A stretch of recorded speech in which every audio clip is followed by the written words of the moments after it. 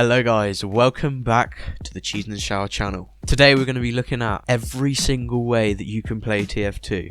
Now in this episode we're going to be looking at the official ways that you can play TF2. So this can be anything as in casual mode, competitive mode, or little mini games that are official.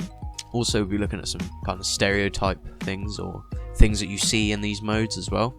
So I hope you enjoy. Next episode we'll be looking at the community servers and the fun game modes in that, and then the third and final episode will be extinct game modes that you can't play anymore, or special event game modes. Here we go.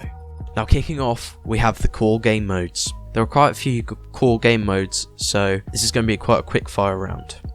To start off, we have Capture the Flag.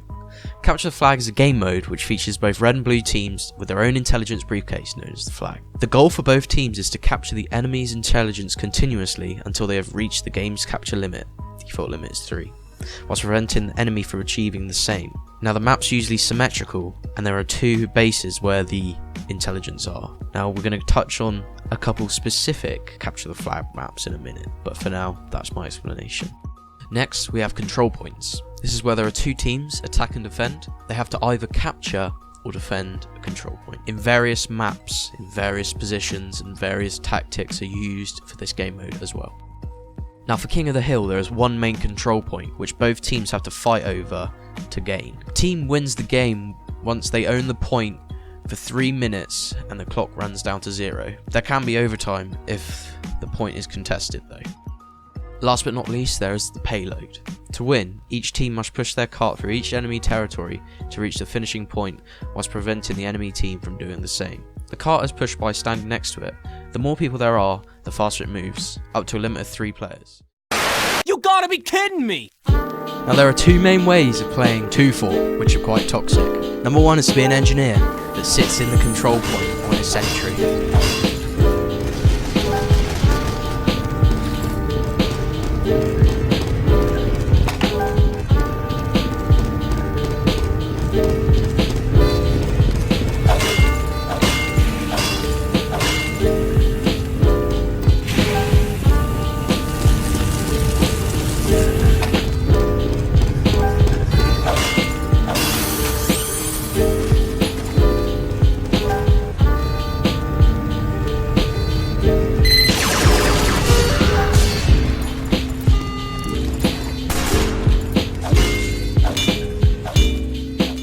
Number 2 is the sniper, with the Gibbous and the Pyrovision goggles sniping across the map.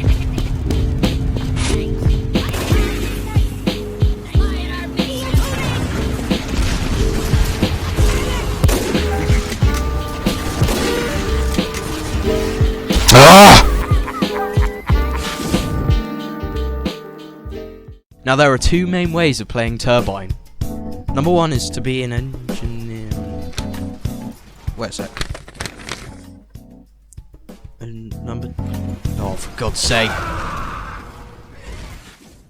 Now staying in casual, we're going to move on to the alternative game modes. I'm going to look at probably the most popular ones. Now starting off we have medieval mode, which is a mode where you can't use any gun type weapons. The only real long range weapons that can be used are the bow and the Crusader's crossbow for the medic. But this is a game mode where it's completely flipped on its head. For example, my heavy loadout, you have the buffalo steak sandwich, something you never use in normal play, and killing gloves boxing to give you crits because you can only do melees.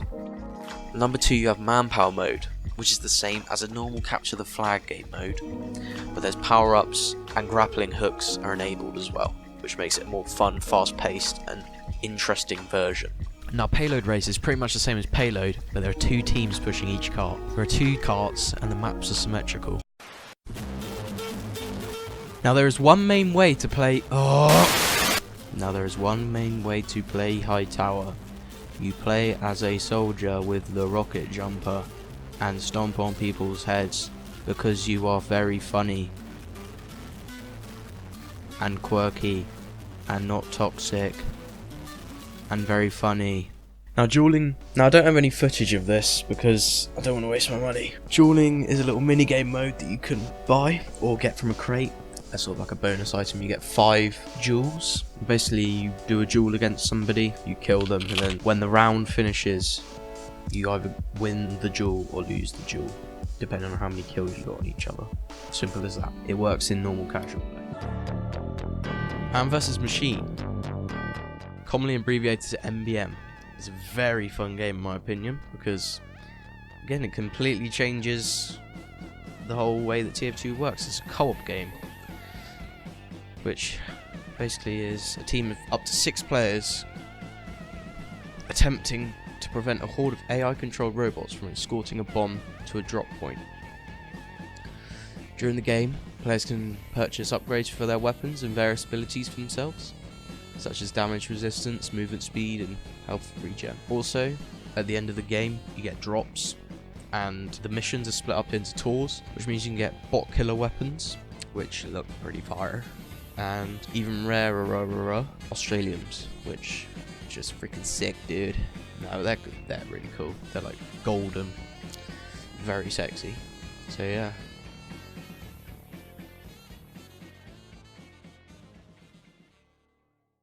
Oh yeah, there's a training mode as well. It's kind of terrible, so don't use it, please. Now finally, we move on to the competitive modes. Now, number one, I'm going to move on to sort of official standard competitive mode. So competitive mode is an official game mode, and you can only do it by having a premium TF2 account, so pay to win I guess, but yeah. Nah, you only need to spend like 3p in the Mandico store or whatever it is. But basically competitive mode is more a refined version of the casual game modes. As a result, it's much less chaotic and random in nature than casual matches. Each player is able to level up their rank depending on their performance and the outcome of the match. It's also possible to lose rank levels, a common example being a user performing poorly during a match and losing their rank to their performance. Once a player marks themselves as ready, a time will start counting down to the match start. Players leaving a competitive match mid-game will receive a matchmaking cooldown punishment, which prevents them from playing matchmaking for a limited time. Each repeated offense increases this timer.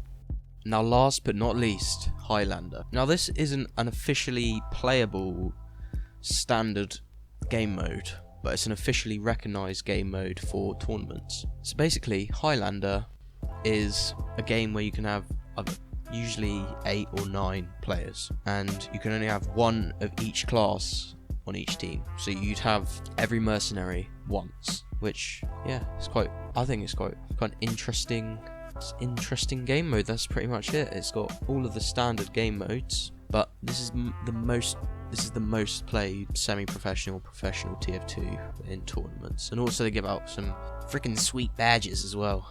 So yeah, that's it for today, I think.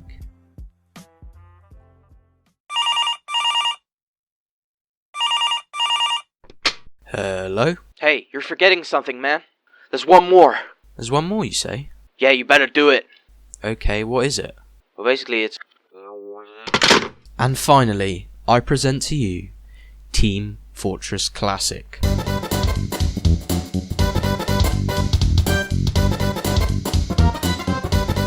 Whilst not being technically Team Fortress 2, Team Fortress Classic is our final way of playing TF2 in this episode. So Team Fortress Classic, made in 1999 after a group of developers made a mod for Quake, and Valve signed them up and released it as an official game. The rest is history, my friends. But yeah, this was, if you look back at it, you can see the similarities, but being nearly 10 years older than Team Fortress 2, it's quite dated, but still a very fun game. Anyway guys, I'd like to thank you so much for watching this video. If you liked it, please like. If you liked it, please subscribe as well. Yeah, I've been spending quite a long time on my videos recently, and this one is no exception. It took me days. I'm not begging for likes or anything, but I really tried hard on this one. I hope you liked it. So I just want to thank you guys. I mean, yeah. And stay tuned for episode 2, where I'll be looking at community servers as well. Thanks for watching. I'll see you in the next video. Peace out, bros.